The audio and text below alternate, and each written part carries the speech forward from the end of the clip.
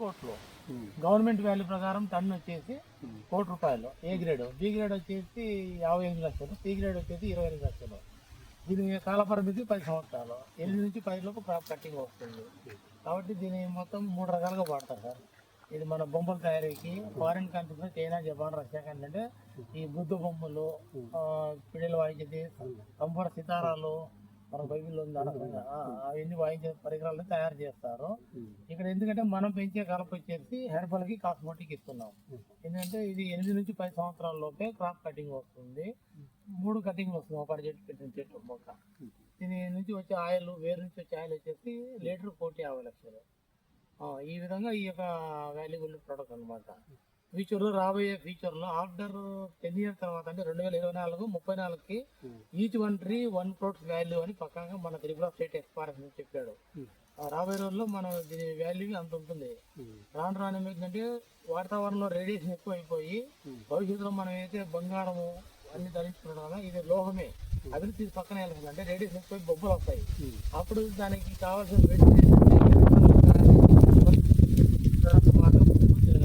హెల్త్కి సర్వరోగ నివారణ. ఇది వచ్చేసి మన రాయలసీమ జిల్లాలో తప్ప ప్రపంచంలో ఎక్కడ రాదు, భూమి మీద కూడా. చైనా, జపాన్, రష్యా ఎనీ కంట్రీస్లో కూడా ప్లాన్ చేసినా కానీ రావట్లేదు. ఒకవేళ ఎక్కడన్నా వేసినా కూడా చెట్టు వస్తుంది కానీ దీని లోపల ఉన్న హార్డ్వుడ్ సేవ అయితే రాదనమాట. కాబట్టి ఎర్రచందనానికి ఇది పుట్టినీళ్ళు. శేషాచలం ఫారెస్ట్, లంకమల్ల, నల్లమల్ల ఫారెస్ట్, ఈ కొండ పరిహార ప్రాంతాలలో వర్షపాతం ఎక్కడైతే తక్కువ ఉంటుందో అలాంటి చోటనే ఈ యొక్క ఎర్రచందనం పంట వచ్చేది. కాబట్టి దీనికి అంత అంతర్జాతీయ మార్కెట్లో దీనికి అంత డిమాండ్. ఈ విధంగా ఈ మధ్యకాలం ఒకటి పుష్ప సినిమాలో ఒక మూవీ తీస్తారు, దీని కాన్సెప్ట్ అది. ఆ విధంగా ఇది దీని యొక్క ప్రత్యేకత అనమాట. అది విషయం. ఓకే, ఇన్సూరెన్స్ చేస్తాము. సంవత్సరానికి ₹1,00,000 చొప్పున 7 సంవత్సరాలకి 7 లక్షలు కట్టినా రిస్క్ జరిగితే మనకి డబ్బులు వస్తాయి, రిస్క్ లేకపోతే రాదు. ఇప్పుడు 20 ఇయర్స్ అనమాట. ఒక బాబు పుట్టిన తర్వాత వాడు పెద్ద పెరిగి మన ఉద్యోగం చేయడానికి 20 సంవత్సరం పడుతుంది. అది అంతా ఇన్వెస్ట్మెంట్. అంటే మనకు అది ఏమంటే బాధ్యత అంటాం అక్కడ. ఇక్కడ ఏంటంటే 8,50,000 మనం పెట్టుబడి పెట్టినామంటే 1/4 ఎకరా భూమి వస్తుంది. ఈ 1/4 ఎకరాలో 25 సెంటర్లో మీకు 100 చెట్లు. 100 చెట్ల మీద వచ్చే ఆదాయం మనకు ఇంపార్టెంట్. ల్యాండ్ వాల్యూ పెరుగుతుంది, ఈ చెట్ల మీద వచ్చే ఆదాయం కూడా మనకు ఇంపార్టెంట్. అంటే 10 సంవత్సరాలు మనం వెయిట్ చేయాలా. ఇక్కడ ఏం చేస్తున్నాం, పొలం కొంటున్నాము, మన పేరు రిజిస్ట్రేషన్ అయిపోతుంది. మన నుంచి కంపెనీకి కవర్కి ఇచ్చేస్తున్నాము. కంపెనీ వాళ్ళు ఏం చేస్తున్నారు, మొక్కలు పెట్టి డెవలప్ చేస్తున్నారు. ఈ మొక్కలు డెవలప్ వచ్చిన ఆదాయంలో వాళ్ళకి 60, ఎవరికి పొలం మంది కాబట్టి మనకు 60%, ఇన్వెస్ట్మెంట్ పెట్టుబడి కంపెనీ పెడుతుంది కాబట్టి వాళ్ళకి 40%. ఆ రోజు ఇది సొసైటీగా ఉంటుంది, ఉమ్మడి వ్యవసాయము.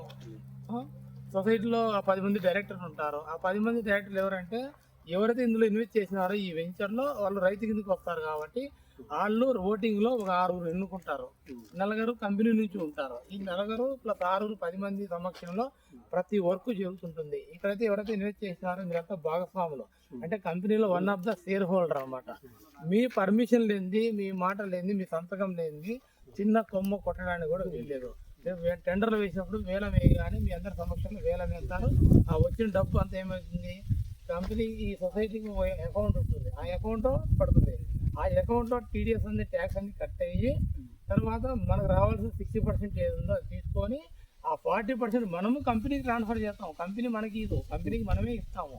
ఈ 60% ఇందులో ఎకరాకి 4 వాటాలు. ఆ భాగాలు లెక్కన భాగాలు చేసి మీరు ఎకరా ఉంటే మీకు 4 భాగాలు, అర్ధ ఎకరా అయితే 2 భాగాలు, 1/4 ఎకరా 1 భాగం. ఈ రకంగా మన అకౌంట్కి క్యాష్ రూపం కావచ్చు, చెక్ రూపం కావచ్చు, ట్రాన్స్ఫర్ మొత్తం ఆన్లైన్ 3 భాగాలు మనకి ఏంటంటే వేసుకొస్తాం. ఇదేంటంటే వాణిజ్య పంటగా గుర్తించినారు 2015లో.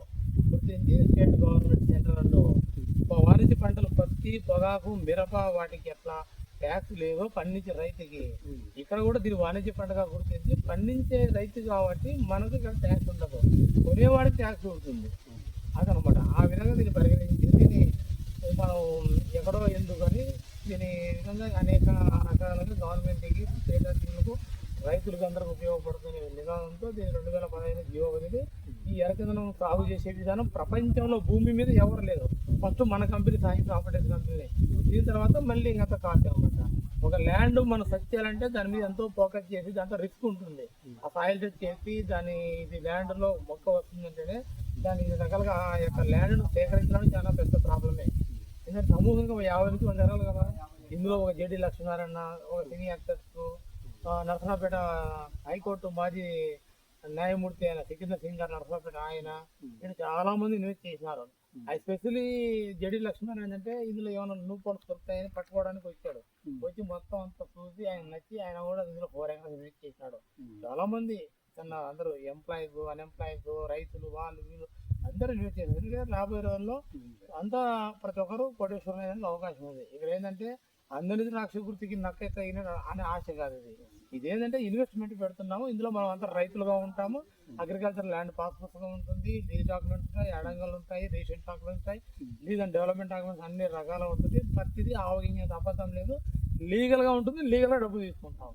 తరతరాలు రాబడి, చిన్న పెట్టుబడి తరతరాలు రాబడి. ఈరోజు మనం పిల్లలకి చదువుతో పాటు ఇల్లు స్థిరాస్తి ఎలా ఇస్తున్నామో ఒక సంపద సృష్టించి ఈ ఎరకైన పొలం ఇచ్చినామంటే రేపు వాళ్ళు ఉద్యోగాలు చేసుకుంటున్నా ఇంట్లో ఉన్నా వాళ్ళ డబ్బులు వాళ్ళకి వెళ్ళిపోతుంటాయి. భూమి ఉన్నంత వరకు మన వంశం ఉంటుంది. ఈ భూమి వంశం 2 కంపెనీ ఉంటుంది.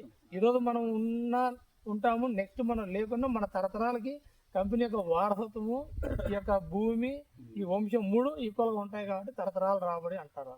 ఇది అనమాట ఈ కాన్సెప్ట్. కాబట్టి ఇందులో ఎవరైతే పెట్టుబడి పెడతారో వాళ్ళంతా రాబోయే రోజుల్లో కోటేశ్వరులే. ఆల్రెడీ మనకి 39 వెంచర్లు కంప్లీట్ అయ్యి 40వ వెంచర్లకు వెళ్తున్నాము. ఇందులో దాదాపు 12,000 మంది ఇన్వెస్ట్మెంట్ అంటే రైతులు అంటే పాలి భాగస్వాములు అయినారు. టోటలీ 13 లక్షల చెట్లు మనకు గ్రోత్ వస్తున్నాయి. 1 సంవత్సరం నుండి 8 సంవత్సరాల చెట్లు ఉన్నాయి. 2026లో మనకు కటింగ్ వస్తుంది. జూన్ 4వ తేదీన ఫస్ట్ కటింగ్ శాంపిల్ ఇస్తున్నాం. ప్రపంచం అంతా స్ప్రెడ్ అయిపోతుంది. అబద్దు డబ్బులు పట్టుకొని క్యూలో ఉంటారు. ఈరోజు మనం జరుగుతున్నాం, రేపు మీరంతా రావాల్సి వస్తుంది. ఆ స్టేజ్కి వస్తుంది అనమాట. ప్రపంచ స్థాయినే శాసించే స్థాయికి వస్తుంది ఈ కంపెనీ. ఇదన్నా.